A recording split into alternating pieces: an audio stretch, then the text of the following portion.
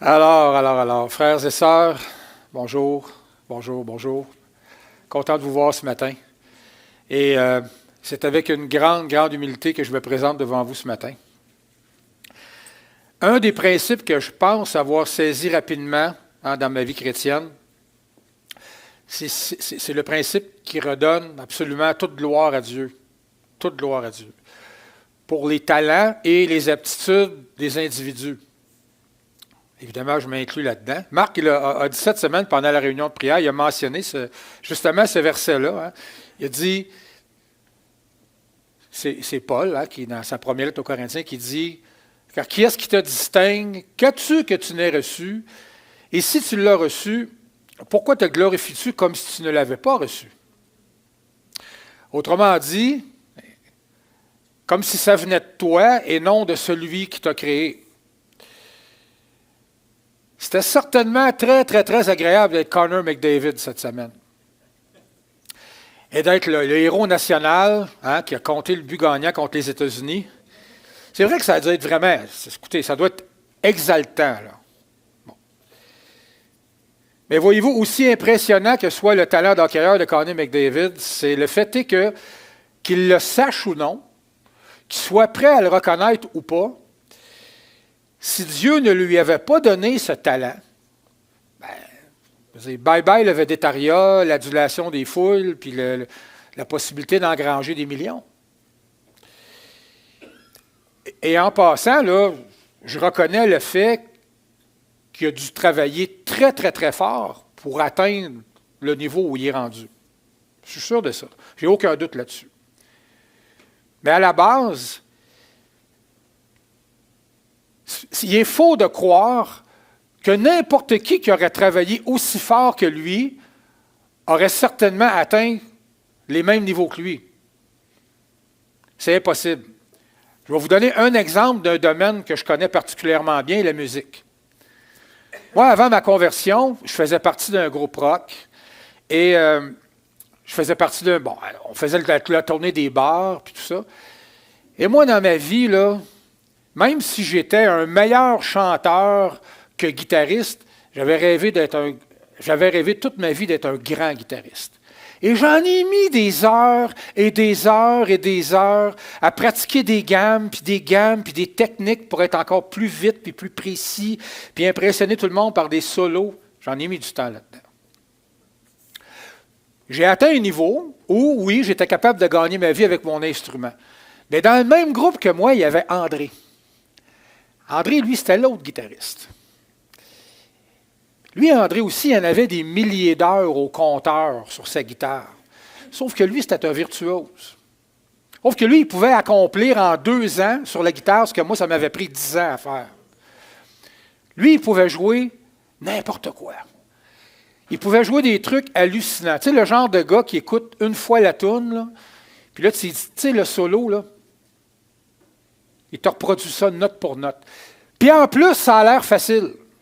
En plus, ça a l'air d'un jeu d'enfant quand c'est lui qui joue. Moi, je le regardais aller puis il me frustrait. Là. Moi, je bûchais là, pour essayer d'atteindre le 10e de ce que lui avait atteint. Lui.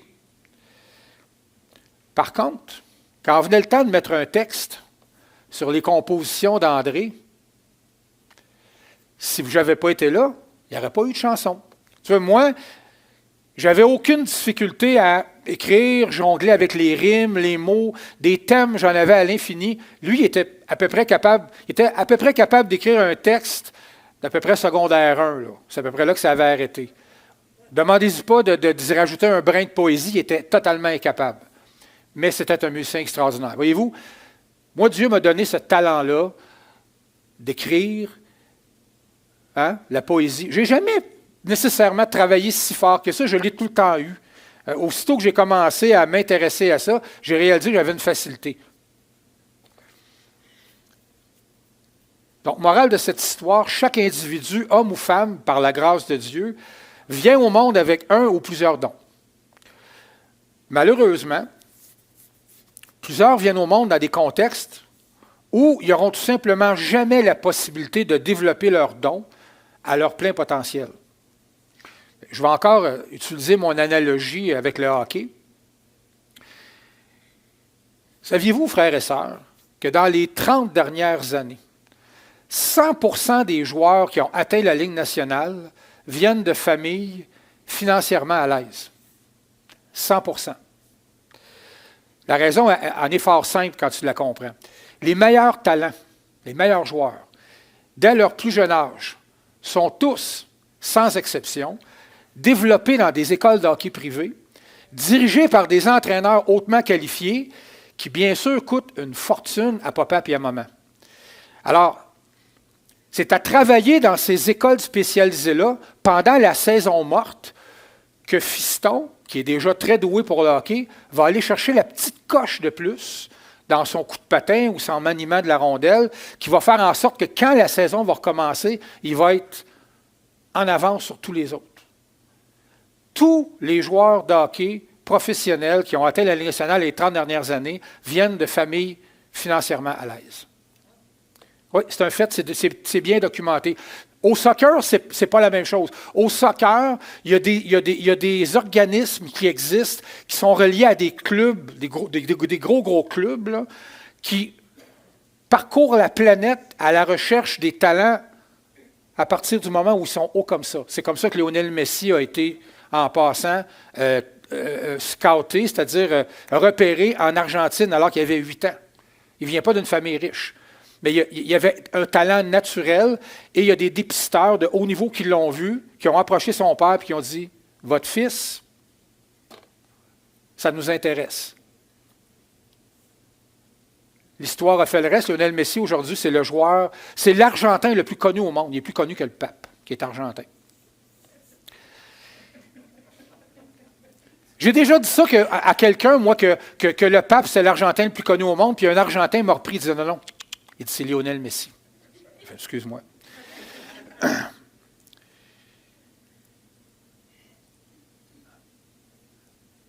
S'il y a une vérité universelle, c'est que personne n'a quoi que ce soit à dire sur la famille dans laquelle il va naître, ni sur ses talents naturels. Ce n'est pas comme si le Seigneur nous consultait. En tout cas, moi, je ne me souviens pas d'avoir été consulté. C'est pourquoi l'apôtre Paul nous rappelle l'importance de l'humilité, mais également de l'action de grâce. J'en parlais justement avec Paul ce matin, c'est-à-dire l'action de remercier Dieu pour ses bontés et pour les dons magnifiques qu'il accorde gracieusement à tous les hommes. On ne le fait pas assez. On ne le fait pas assez. Si l'homme peut s'émerveiller des exploits d'un autre homme, puis évidemment, mesdames, ça vous inclut aussi, là, c'est uniquement parce que Dieu le permet. Refuser de le reconnaître équivaut à renier la souveraineté de Dieu et ouvrir la porte à l'idolâtrie. Et c'est quoi l'idolâtrie? C'est tout simplement le transfert de l'adoration naturelle de l'homme envers son Créateur vers la créature, qui, elle, s'imagine trop souvent, à tort, mériter louange et gloire. Ça va loin, vous le savez. On pourrait aussi dire de l'idolâtrie que c'est faire descendre Dieu de son trône pour y faire asseoir à sa place quelqu'un ou quelque chose d'autre. Ça peut sembler l'évidence même, pour un chrétien d'expérience, d'entendre ce que je dis ce matin. C'est comme, ah oui, on sait ça, Michel. T'sais. Mais dans les faits, l'idolâtrie est un cancer spirituel, insidieux, ultra puissant, qu'on doit combattre à chaque jour. Chaque jour. Notre monde est contrôlé par un puissant esprit d'idolâtrie. Il est partout. Le sport, le monde du cinéma, la musique, les affaires. Et maintenant, la question qui tue. Si l'idolâtrie était un péché mineur, pourquoi est-ce que Dieu l'aurait placé tout en haut de la liste des 10 commandements? Le premier commandement, c'est le suivant. Exode 23. Tu n'auras pas d'autre Dieu devant ma face. La raison pour laquelle c'est le premier des commandements, c'est que c'est le péché qui alimente tous les autres. Si tu voles, c'est que ton amour de l'argent et ta soif de posséder est plus grande que ton amour de Dieu. Si tu commets l'adultère, c'est que la satisfaction de ta chair est plus importante que ton amour pour Dieu. Si tu tues, c'est que ton besoin de te faire justice toi-même, peu importe la raison que tu vas te trouver, est plus grande que ton amour pour Dieu et le respect de son commandement. Ainsi de suite avec tous les autres commandements. Et ce matin, j'aimerais également vous faire remarquer une réalité fascinante. Quand Jésus est venu parmi les siens, donc juif parmi les juifs, peuple juif qui avait pourtant reçu la loi et toutes les prophéties qui concernaient Jésus, les chefs religieux de l'époque, ceux qui normalement auraient dû être les premiers à reconnaître Jésus pour qui il était, étaient rendus tellement loin sur le chemin de l'idolâtrie que Jésus leur dit que leur père est le diable et non le Dieu d'Abraham comme eux le pensaient. Ces gens-là, par orgueil, ont fait, probablement sans s'en rendre compte, néanmoins c'est ce qu'ils ont fait. Par orgueil, les pharisiens ont fait descendre Dieu de son trône pour le remplacer par leur tradition religieuse et toutes les postures pompeuses qui viennent avec. Pour eux, ça c'était plus important que tout. Ils ne l'auraient jamais avoué, mais c'était pourtant la réalité. Et parce que Jésus ose leur rappeler, il y a une rage meurtrière qui brûle dans leur cœur. Et là, maintenant, leur obsession, là, c'est de se venger puis c'est de l'assassiner. On va lire ensemble Jean 8, des versets 42 à 47. Je vais commenter au fur et à mesure. Jésus dit aux pharisiens, « Si Dieu était votre Père, vous m'aimeriez. Car c'est de Dieu que je suis sorti et que je viens. Je ne suis pas venu de moi-même, mais c'est lui qui m'a envoyé. » Là, mettez-vous dans le contexte. Là, vous avez affaire à l'élite religieuse de l'époque qui croient, eux, dans leur fort intérieur, qu'ils ont tout, là, qui sont au-dessus de tout le monde parce qu'ils ont la connaissance, parce qu'ils ont le statut, ils ont la reconnaissance du peuple. Hein? Ils s'imaginent être plus raffinés, ils s'imaginent être supérieurs.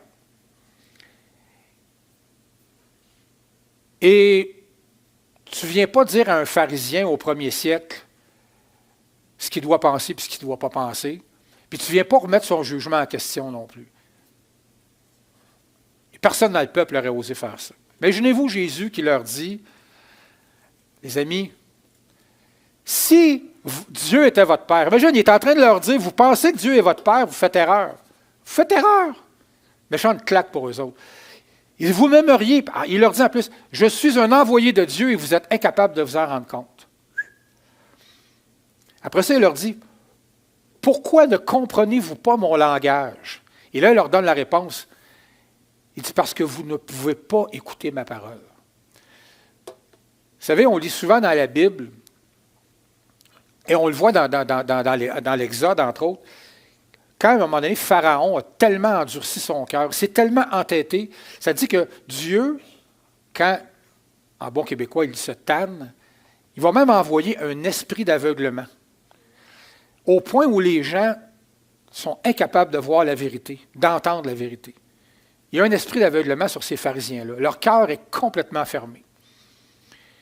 Et là, il leur dit, certainement la phrase qu'ils n'avaient vraiment pas envie d'entendre, « Vous avez pour père le diable et vous voulez accomplir les désirs de votre père. » Oh! Il a été meurtrier dès le commencement et il ne s'est... Oh, excusez. Il a été meurtrier dès le commencement et il ne se tient pas dans la vérité parce qu'il n'y a pas de vérité en lui. Il est en train de leur dire, « Je lis dans votre cœur, vous voulez me tuer. Vous m'haïssez au point de vouloir m'assassiner. Mais ça vient de votre Père. C'est lui que vous adorez. » Alors, il ne se tient pas dans la vérité parce qu'il n'y a pas de vérité en lui. Lorsqu'il profère le mensonge, il parle de son propre fond, car il est menteur et le père du mensonge. Imaginez les pharisiens se faire dire, vous n'avez rien compris. Vous servez le diable et vous pensez servir Dieu. Et pour ça, il leur dit, et moi, parce que je dis la vérité, vous ne me croyez pas. Qui de vous me convaincra de pécher? Si je dis la vérité, pourquoi ne me croyez-vous pas? Celui qui est de Dieu écoute les paroles de Dieu. Vous n'écoutez pas parce que vous n'êtes pas de Dieu. Ouch! Ouch! La claque le coup de poing, toi. C'est quand même effrayant, l'aboutissement de l'idolâtrie poussée à son extrême. C'est ça, là. Penser adorer Dieu et d'avoir le mandat divin d'enseigner le peuple et de l'encadrer spirituellement, tout en étant incapable de reconnaître la gangrène spirituelle qui te pousse à fomenter la mort du plus grand prophète ayant enseigné en Israël, Jésus. Il est devant eux autres, là. Et nous, on sait, parce qu'on connaît la fin de l'histoire, on sait que Jésus, c'est Dieu. Dieu est devant eux en train de leur dire, vous êtes complètement à côté de la traque, les amis. Vous avez placé sur le trône de votre adoration vos traditions religieuses puis votre orgueil. Vous vous adorez vous-même. Vous êtes incapable de reconnaître que je suis envoyé de Dieu. Vous êtes incapable de comprendre les Écritures qui pourtant ont annoncé ma venue. Vous êtes aveugle à ce point-là à cause de votre entêtement et de votre orgueil. La secte des pharisiens au complet, à part peut-être Nicodème, est en réalité une collection complète d'agents secrets sataniques, actifs à temps plein au beau milieu de leur propre peuple. Mais malheureusement, parce qu'ils sont sous domination démoniaque, remplis d'orgueil et idolâtres jusqu'à l'os, ils sont complètement aveuglés et incapables d'être conscientisés au mal qui contrôle leur vie.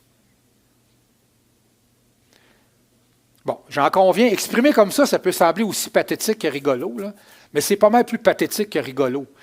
Et ça serait franchement déprimant si le croyant ne connaissait pas la fin heureuse de l'histoire et n'avait pas la joie de son salut, ainsi que la promesse d'un monde meilleur à venir. Parce que les pharisiens, je vais vous dire, quand tu lis leur histoire, tu regardes la façon qu'ils pensaient, c'est vraiment déprimant. Parce que oui, la bonne nouvelle de l'Évangile de Jésus-Christ, c'est que le triomphe sur la puissance du péché et sur toutes les formes d'idolâtrie imaginables est désormais totale et définitive. Même si pour le moment, on attend encore le jour de son épanouissement complet. On ne peut pas le voir, mais c'est déjà accompli. C'est pour ça qu'il faut se réunir à tous les dimanches et se le rappeler. Parce que c'est difficile des fois de rester connecté à cette réalité-là. En attendant, j'aimerais vous inviter en 2025 à prier avec moi pour que la véritable Église de Jésus-Christ, dont Eva fait clairement partie, soit une lumière dans les ténèbres et qu'elle continue d'être la colonne de la vérité. Marc le dit tantôt, je pense aussi qu'on n'est pas nécessairement dans les derniers temps. En fait, on est dans les derniers temps, mais on commence à avoir des bonnes raisons de penser qu'on est probablement dans les dernières heures. J'aimerais aussi vous exhorter ce matin, puis je m'exhorte là, avec vous, là, à ce qu'on puisse ensemble veiller sur l'état de notre cœur. Puis surtout à veiller à ce qu'on puisse rapidement amener devant le Seigneur toute pensée qui pourrait générer un esprit de colère puis un sentiment d'injustice profond. Et là, oui, je fais référence à ce qui se passe présentement, hein? Juste la situation politique entre le Canada et les États-Unis. C'est facile d'embarquer là-dedans, d'être en colère, de s'indigner, tout le tralala. Vous comprenez ce que c'est facile de... Et c'est vrai, on l'a vu cette semaine, que le match de hockey entre les États-Unis et le Canada, c'était un match de hockey excitant. Mais ça demeure un match de hockey. Je comprends la tentation de vouloir politiser un match de hockey dans des circonstances comme celles qu'on vit présentement. Je comprends ça. Mais je le répète, ce n'est pas le mandat de l'Église et ce ne le sera jamais. On n'a pas à embarquer là-dedans. On n'a pas à embarquer là-dedans. Jésus l'a dit, il a dit « Mon royaume n'est pas de ce monde, le nôtre non plus. » Le nôtre non plus. Et si je vous en parle ce matin, franchement, c'est que je me rends compte à quel point moi-même, je me laisse trop facilement des fois emporter par la colère quand je lis certains articles de journaux par des temps qui courent. Je lis des affaires des fois, puis...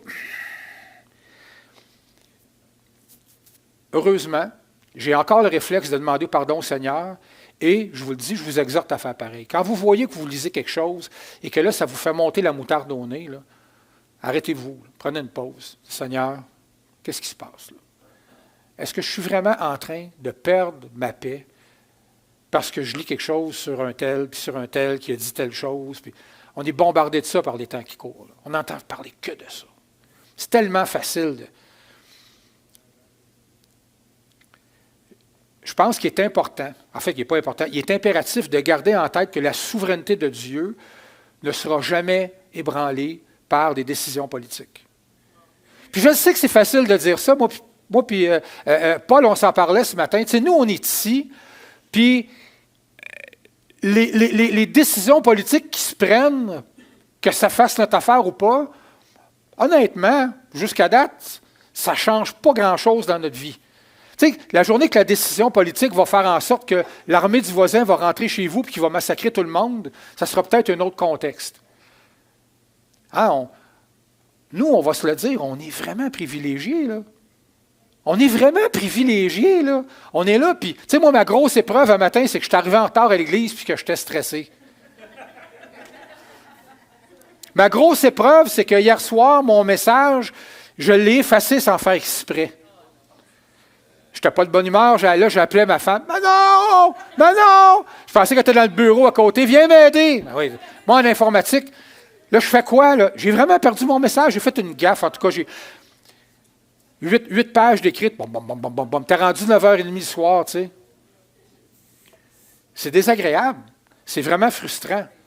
Mais entre ça et me faire bombarder, je vais perdre mon message n'importe quand. N'importe quand. Je vais prendre, arriver en retard à l'église, la broue dans le toupette, n'importe quand. Moi, ce matin, je ne suis pas devant le Seigneur en train de lui demander de me donner la force de pardonner à quelqu'un qui a tué ma femme, massacré mes enfants. Au moment où on se parle, il y a des gens sur la planète que c'est ça leur dilemme en tant que croyants. Je pense que ça vaut la peine de se rappeler qu'il faut aussi prendre notre gaz égal. On va aussi prendre notre gaz égal. Je ne dis pas qu'il n'y a pas des temps durs qui s'en viennent. Je ne veux pas non plus minimiser. Là. Tu sais, reste qu'on est habitué à un certain style de vie, puis il n'y a personne qui trouverait ça drôle, par exemple, demain matin, de se retrouver dans une crise économique. Il n'y a personne qui trouverait ça drôle de savoir que son meilleur ami, son voisin, quelqu'un qui aime dans sa famille vient de perdre sa job parce qu'il y a une décision politique qui fait que là, le domaine où il travaille, ça vient de planter. Il n'y a personne qui trouverait ça drôle, puis je ne souhaite pas ça à personne. D'ailleurs, je ne me souhaite pas ça moi-même. Donc, est-ce que c'est normal de vivre des insécurités? Absolument. Après tout, on demeure des humains fragiles. Et le fait d'avoir peur de certains événements ne fait pas non plus des gens nécessairement qui n'ont aucune foi, là. Mais avec la prière et avec l'aide du Saint-Esprit, je suis convaincu qu'il y a moyen d'apprendre à gérer ses émotions et de se savoir en sécurité par la grâce de Dieu. Je pense qu'il y a moyen. Encore une fois, je vous dis ça, puis je suis parfaitement conscient qu'on n'est pas tous au même niveau, on n'a pas tous la même personnalité, on n'a pas tous le même passé, on n'a pas tous les mêmes traumatismes. On a tous des défis différents par rapport à ce genre de situation-là. Mais quand l'apôtre, ce n'est pas un apôtre, Jacques, on ne peut pas dire que c'est un apôtre. Hein? On peut dire que c'est un apôtre. Quand Jacques dit « Approchez-vous de Dieu et il s'approchera de vous », il y a quelque chose d'extrêmement puissant là-dedans. C'est la seule solution dans des moments comme ça. Il faut trouver le moyen de s'approcher de Dieu, de lui déverser notre cœur, nos craintes, nos peurs. Puis il faut, je vous le dis, Dieu va répondre à ce genre de prière-là. Quand j'ai fermé mon message ce matin, parce que j'étais en retard évidemment pour le faire, voici le verset que mon application m'a envoyé. Il faut que je vous lise ça. Ésaïe 57, 15. Écoutez ça. Car voici ce que dit le Dieu très élevé qui demeure éternellement, qui s'appelle le Saint.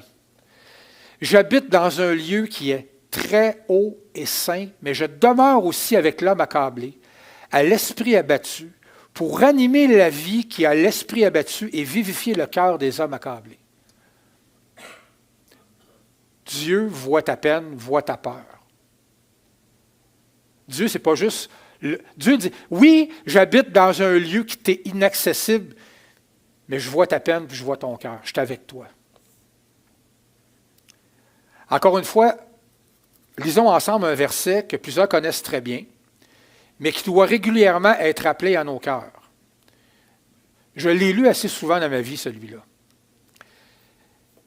Ça dit, Hébreux 12, verset 14-15, « Recherchez la paix avec tous et la sanctification, sans laquelle personne ne verra le Seigneur.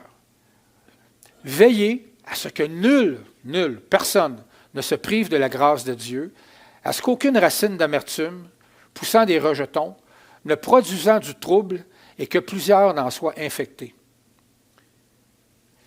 Voyez-vous, frères et sœurs, à partir du moment où l'on se coupe de la grâce de Dieu, on ouvre la porte au mal et à tout ce qui est négatif dans notre vie.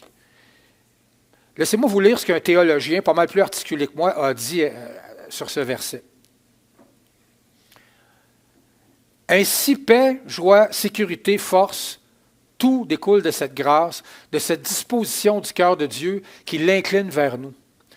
Nous y trouvons tout ce qui est nécessaire pour la vie chrétienne, pour la marche dans la sainteté.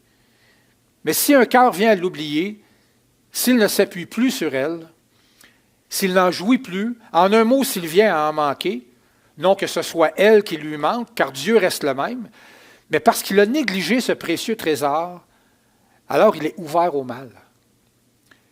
Quelque cause lui en a ôté la jouissance. Évidemment, un cœur de croyant qui s'ouvre au mal devient un terrain apprécié des démons.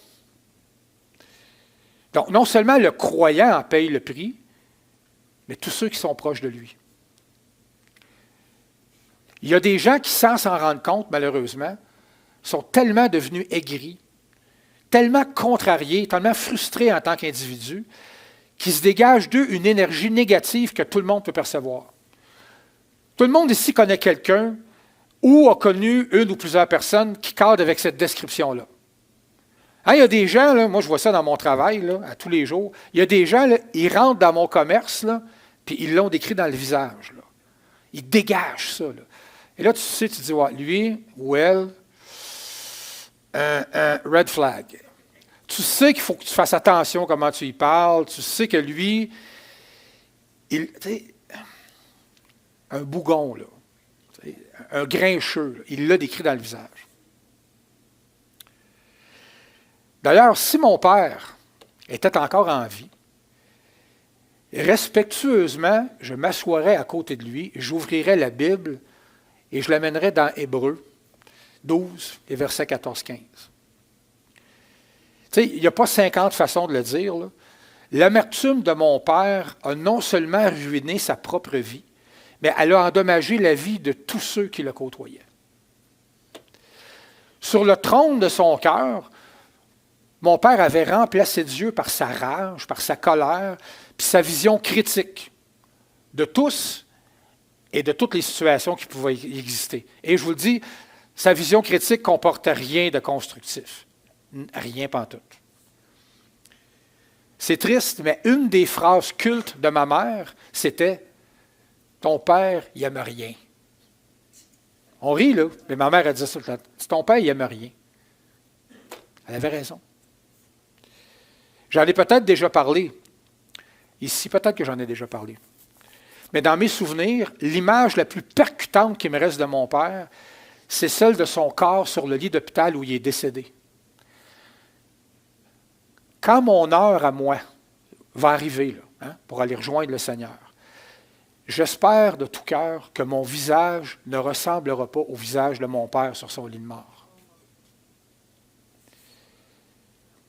Heureusement, depuis ma nouvelle naissance, même si la vie est encore difficile dans plein de domaines de ma vie, le Saint-Esprit me chuchote régulièrement la phrase suivante. « Michel, ne te décourage pas, le meilleur est à venir. Le meilleur s'en vient. » Et frères et sœurs, très franchement, là, dans le fond de mon cœur, là, je le sais que c'est vrai. Je sais que c'est vrai. Si ce matin, tu fais partie des gens qui ont l'impression d'avoir de plus en plus de difficultés à trouver véritablement ta place en société, console-toi, puis fortifie-toi avec les paroles que Jésus a données à ses disciples un peu avant d'aller à la croix. Dans Jean 14, on peut lire ça, les versets 1 à 3. Est-ce que votre cœur ne se trouble point? Croyez en Dieu et croyez en moi. Il y a plusieurs demeures dans la maison de mon Père. Si cela n'était pas, je vous l'aurais dit.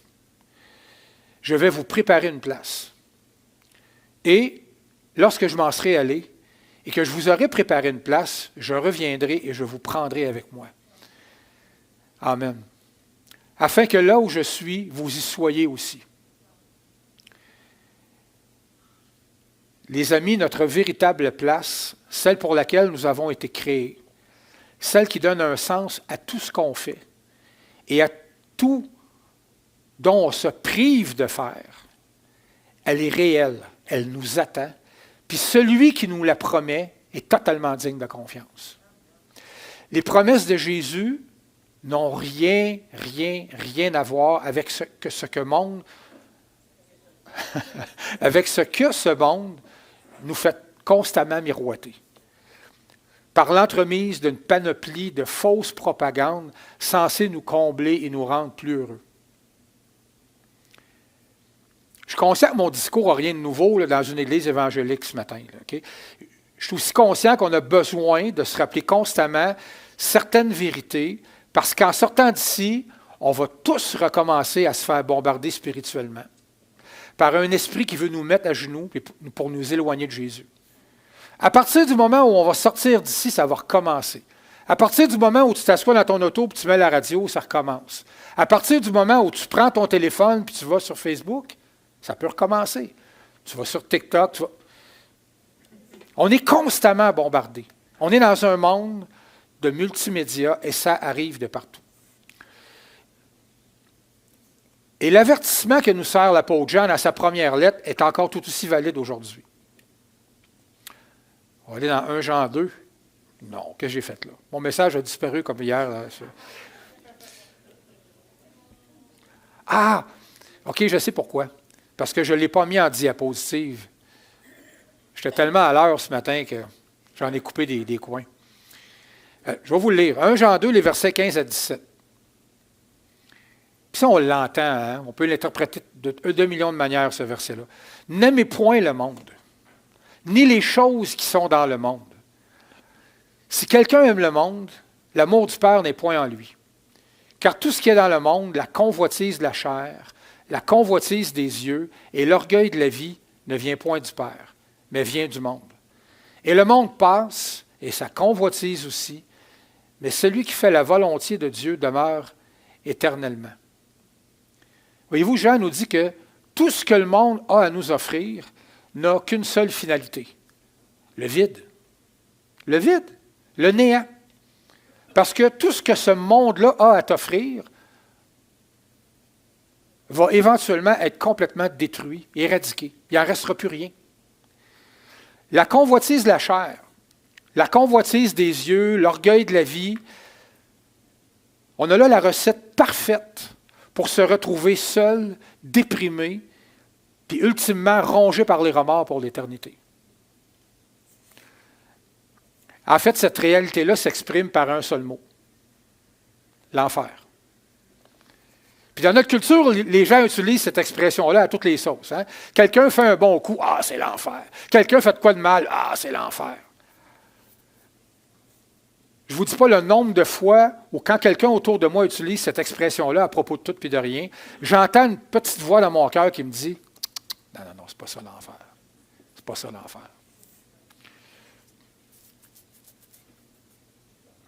J'aimerais revenir sur la dernière phrase du verset. Tu sais, elle dit « Et le monde passe, et sa convoitise aussi, mais celui qui fait la volonté de Dieu demeure éternellement. » Jésus, qu'est-ce que Jésus, quelle est la description que Jésus a donnée de la volonté de Dieu? Il a dit, qu'est-ce que la volonté de Dieu? Il a dit, la volonté de Dieu, c'est qu'il te connaisse, toi et celui qui l'a envoyé. C'est ça la volonté de Dieu. Mais évidemment, si tu passes ta vie à courir après la jeunesse éternelle, si tu es rendu à ta 60e opération de chirurgie esthétique, Si, on rit, mais il y en a. C'est vrai que c'est drôle, mais je lisais un article cette semaine d'une femme, elle disait qu'elle était rendue à peu près à sa 60e opération. C'est parce que tu vas vieillir pareil. Je veux dire, à un moment donné, j'ai envie de dire, il y a une limite à vouloir faire du neuf avec du vieux. Là. Je veux dire, tu sais, non, mais... Je veux dire, je comprends en même temps, quand tu n'as pas Dieu dans ta vie, puis que là, tout ce que tu n'es pas capable d'accepter, cette vérité-là, je comprends les gens qui ont des sous, puis je comprends. Mais je suis sûr que si je pouvais interviewer cette personne-là, puis je pouvais développer un minimum d'intimité avec elle, puis j'y poserais la question honnêtement. Te sens-tu bien dans ta peau? Là que tu as atteint ton objectif, puis tu es rendu à ta 60e opération. Te sens-tu vraiment, vraiment mieux dans ta peau? Te sens-tu bien? Te sens-tu en paix avec toi-même? Je suis à peu près sûr qu'elle me répondrait non. Il y a un podcast chrétien. Puis je ne l'ai pas écouté au complet, juste un petit bout. Et c'est québécois, c'est 2 Québécois. Puis cette semaine, ou la semaine passée, je pense, en tout cas c'est récent, là, ils ont fait une entrevue de 2 heures avec Hélène Boudreau. Bon, on ne part pas en peur. Je me sers de ça comme exemple, OK? S'il y en a qui ne savent pas c'est qui Hélène Boudreau, est-ce qu'il y en a qui ont déjà entendu parler de la fille de l'UQAM dans les médias? Hélène Boudreau, c'est probablement la Québécoise la plus connue sur OnlyFans. On va se le dire, c'est une vedette de X québécoise, c'est la plus connue. Écoutez ça, là. Il y a 2 chrétiens nés de nouveau qui ont réussi à l'amener dans leur podcast pour l'interviewer. Ils l'ont fait pleurer à tour de bras. Ils lui ont parlé de Jésus, puis ils lui ont dit, tu sais, Hélène, et elle a avoué elle-même, et elle en a eu plusieurs opérations, là, évidemment, de chirurgie esthétique pour son métier, tout ça, et elle a avoué elle-même que elle se sentait tout seule au monde, malheureuse. Pourtant, cette fille-là, je ne pense pas qu'elle ait de problème d'argent. Tu sais. C'est une belle fille, Hélène Boudreau. Tu sais, c'est une fille. C'est pas non plus une. Tu sais, moi, je n'ai vraiment rien contre elle. Au contraire, tu sais, je trouve tellement que cette fille-là, c'est triste. Puis, tu sais, mais ils ont fait faire une prière. Ils ont fait faire une prière. Ils ont fait faire une prière. Ils ont expliqué, en tout cas du mieux qu'ils ont pu. Ils auraient peut-être pu faire ça un peu plus, je vous dirais, profondément que ça, mais ils ont fait du mieux qu'ils ont pu. Puis, en tout cas, ils ont fait faire une prière de repentance, on va dire. Puis elle a dit qu'elle croyait en Jésus, puis qu'elle reconnaissait que c'était plein de bon sens, cette affaire-là. Écoutez, je ne sais pas qu'est-ce que ça va donner, je ne sais pas si elle va... Mais il y a une chose de sûre, par contre, c'est que, voyez-vous, ces gars-là ont planté toute une semence, là. Toute une semence, là. Et si j'avais à mettre mon argent en bout de ligne, tu sais, qui va gagner au concours de se sentir rempli puis en paix? Je vais mettre mon argent sur n'importe quel chrétien. N'importe quel chrétien.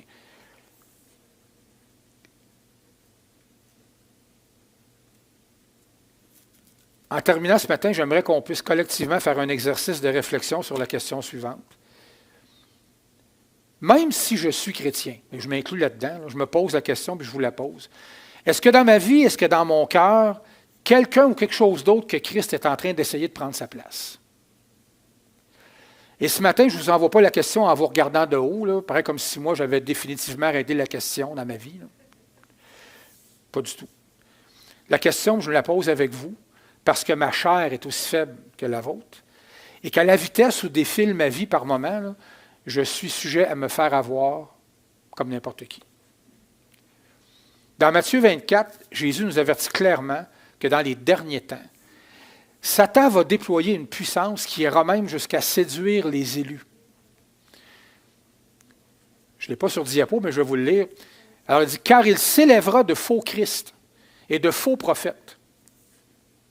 Ils feront de grands prodiges et des miracles, au point de séduire, s'il était possible, même les élus. Frères et sœurs, en terminant ce matin, méfions-nous de ceux qui annoncent haut et fort être investis de Dieu lui-même pour accomplir leur mandat. Faites attention à ceux qui proclament ça haut et fort. Ah, Dieu m'a donné cette chance-là pour que je puisse faire ci, ça. Quand vous entendez ça, là,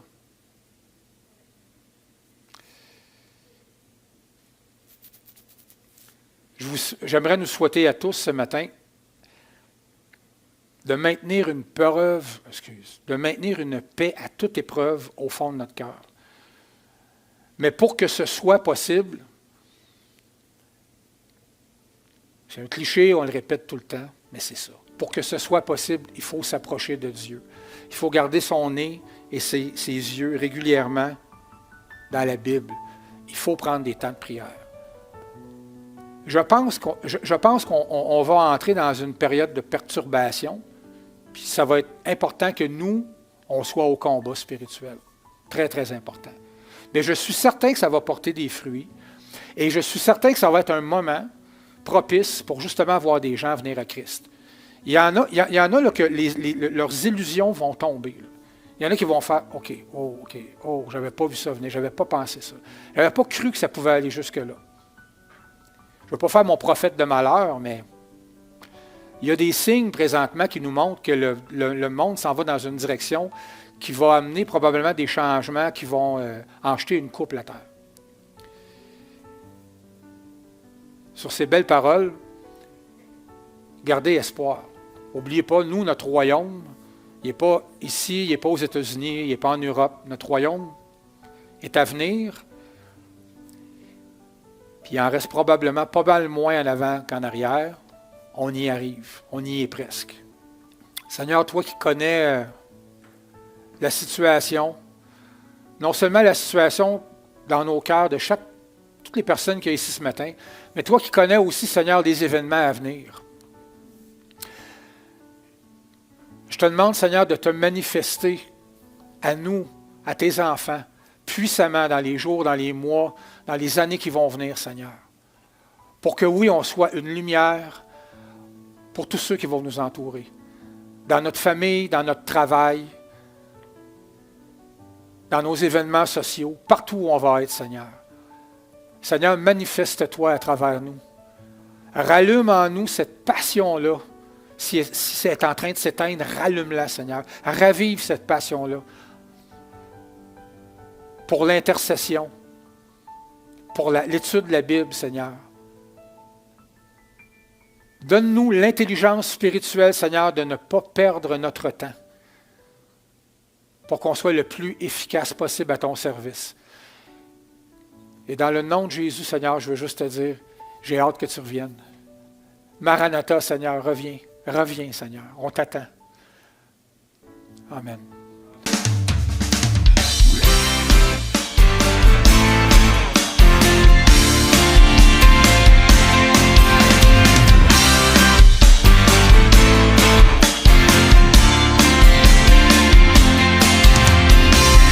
Tu dis, je vis, en 3 jours j'ai vaincu la mort, c'est fait, tu vis à jamais.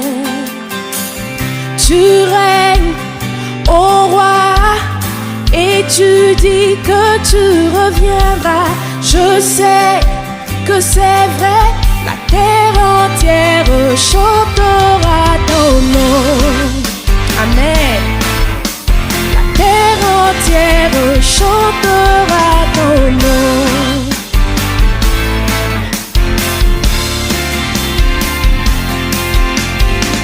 Sur toi, tu pries nos péchés au roi.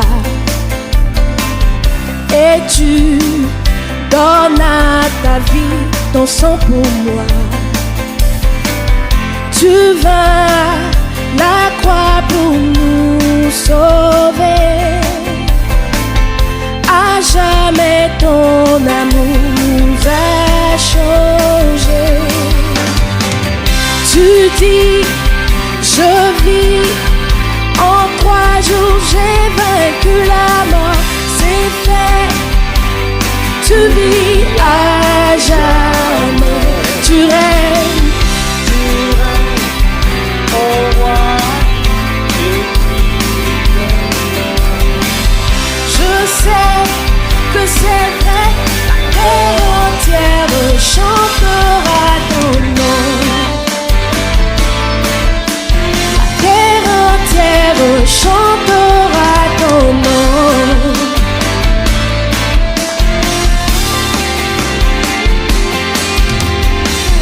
Sur toi, tu pries nos péchés au roi. Et tu donnes à ta vie ton sang pour moi. Tu vas à la croix pour nous sauver. À jamais ton amour nous a changés. Tu dis, je vis, en 3 jours j'ai vaincu la mort, c'est fait. Tu vis à jamais, tu règnes au roi.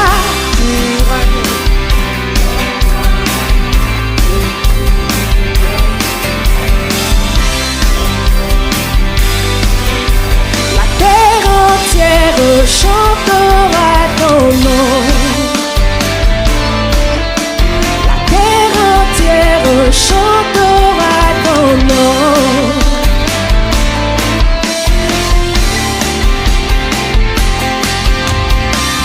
Tu dis, je vis, en 3 jours j'ai vaincu la mort, c'est fait. Tu vis à jamais. Tu règnes au roi et tu dis que tu reviendras. Je sais que c'est vrai, la terre entière chantera ton nom. Tu dis, je vis, en 3 jours j'ai vaincu la mort, c'est fait. Tu vis à jamais, tu règnes au roi.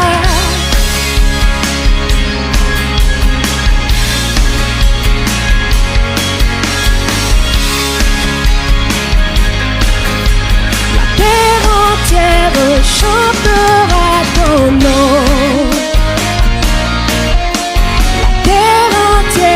Chantera ton nom.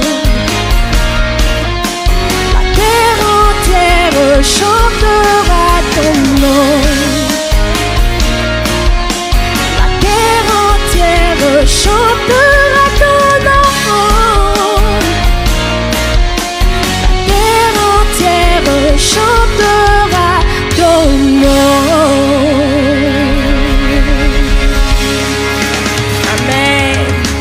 La terre entière chantera le nom de Jésus-Christ.